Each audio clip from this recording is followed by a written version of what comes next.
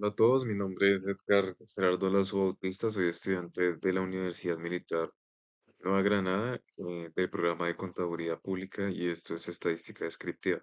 A continuación vamos a ver unas preguntas relacionadas con la estadística y vamos a mirar unos ejemplos prácticos para poder entender los términos aquí dados. Primera pregunta es, ¿qué opinión tengo sobre la organización de tablas de frecuencia para variables cualitativas y cuantitativas?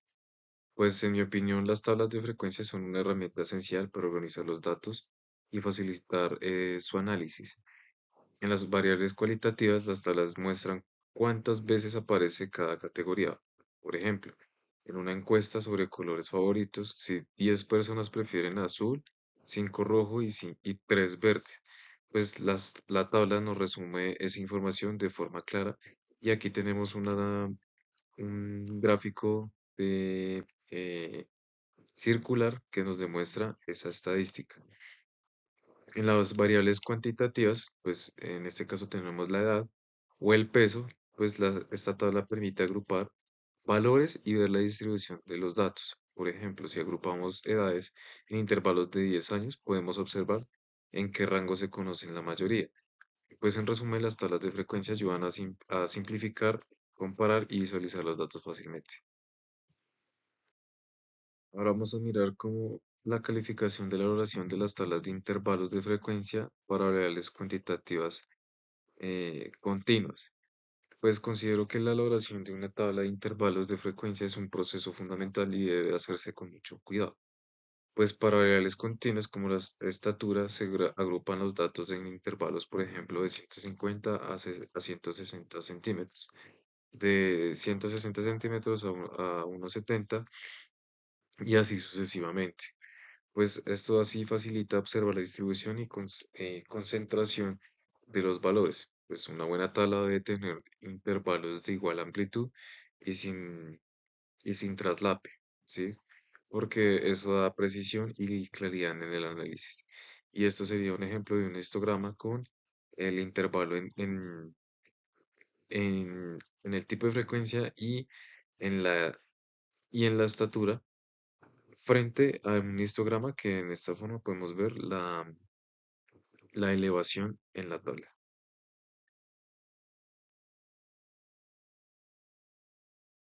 Vamos a observar la interpretación de las frecuencias absolutas acumuladas y relativas acumuladas.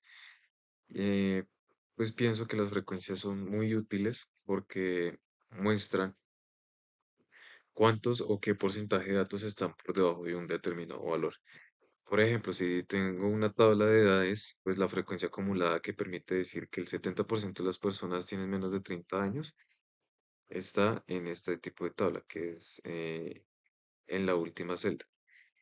Y pues esto facilita interpretar tendencias y comparar proporciones de forma más global. Pues en resumen, sirven eh, para conocer el avance o acumulación de los datos dentro de una serie ordenada. Y esto nos va a generar el 100% de los datos encuestados. Ahora vamos a ver la diferencia o asociación que existe entre una utilización de los métodos para definir el número de intervalos de frecuencia. Pues en este caso existen varios métodos para determinar el número de intervalos, como el método de Sturges, que es el método de raíz cuadrada, o el método de Scott, pues en este caso todo buscan equilibrar la precisión con la simplicidad de la tabla. Por ejemplo, si tengo 100 datos, el método de la raíz cuadrada sugiere unos 10 intervalos. Pues la elección depende del tamaño de la muestra y de qué tan detallado quiero analizar o quiero el análisis que voy a realizar. Entonces, en esta tabla te demuestra la fórmula que es el raíz cuadrada de 100 y el método de Stories que es uno más el dato dado sobre 100 que es el 3,322 y esto nos daría aproximado los 8 intervalos y por raíz cuadrada 10 intervalos. Ahora vamos a ver los métodos de presentación de datos para variables cualitativos y pues en este caso para variables cualitativas se utilizan principalmente gráficos de barras, que es también el pastel, el circular o el pictogramas, que por ejemplo es una encuesta sobre el tipo de transporte usado. Pues puedo usar un gráfico de pastel para mostrar los porcentajes de personas que usan el autobús, carro o bicicleta, pues estos métodos son muy visuales y permiten comparar categorías fácilmente. Sin embargo, aquí tenemos una gráfica en donde estamos viendo eh, un gráfico de barras en donde las personas a pie es el menor porcentaje para las personas, el método de transporte que utilizan algunas personas, que es movilizarse a pie, seguido de la bicicleta, del auto propio y finalmente el transporte público. Y esto nos generaría el 100% de los datos encuestados. Vamos a ver qué métodos de presentación de datos para variables cuantitativas se conocen y vamos a describirlos. En este caso, pues en el caso de las variables cuantitativas se usan principalmente el histograma, el polígono de frecuencias y el gráfico de caja y o bigotes. Pues, por ejemplo, si analizo los sueldos de un grupo, pues un histograma permite ver en qué rango salarial se concentran la mayoría de estos datos. Pues estos gráficos ayudan a observar la forma de la distribución y detectar valores extremos.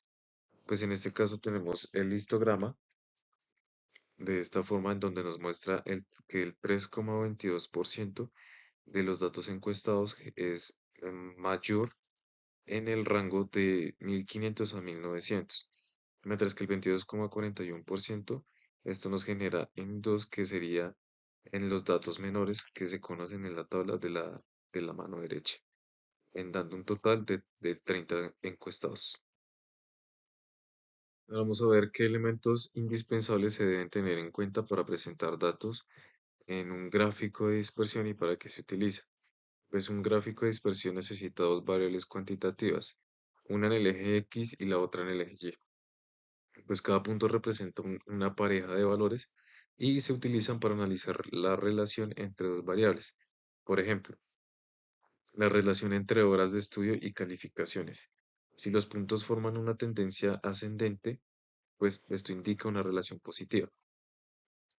Y si es al contrario, pues genera una relación negativa. Pues en este caso tenemos la calificación y esta sería la gráfica ascendente frente a las horas de estudio y las calificaciones dadas en esta encuesta.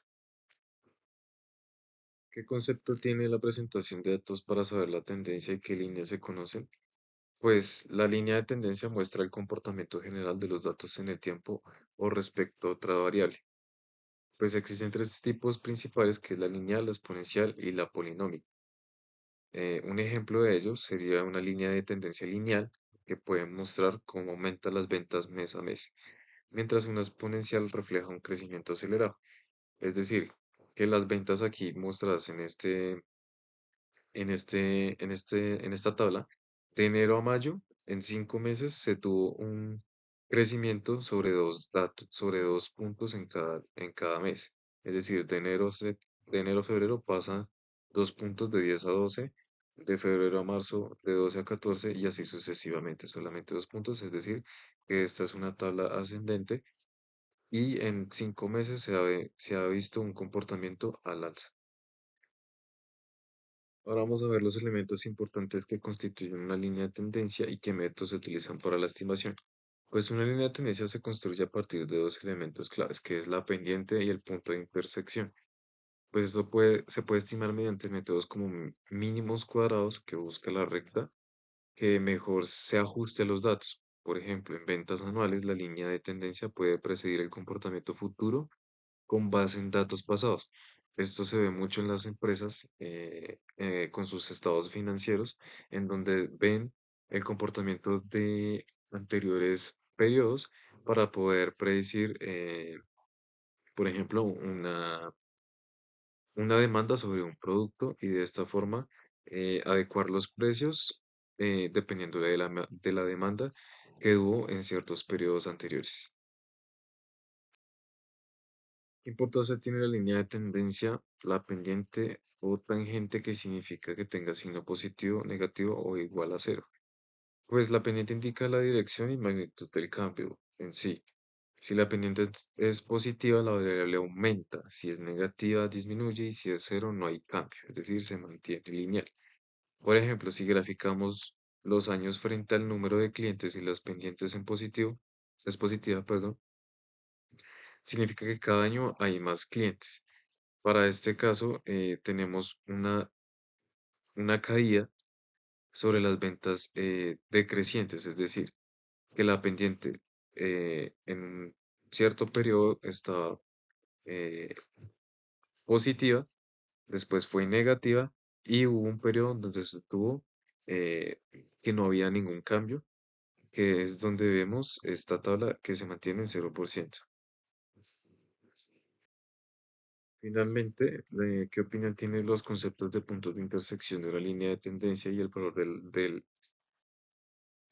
cuadrado? Pues el punto de intersección muestra dónde la línea corta el eje y pues esto nos indica que el valor inicial, que es el valor inicial o es el valor base.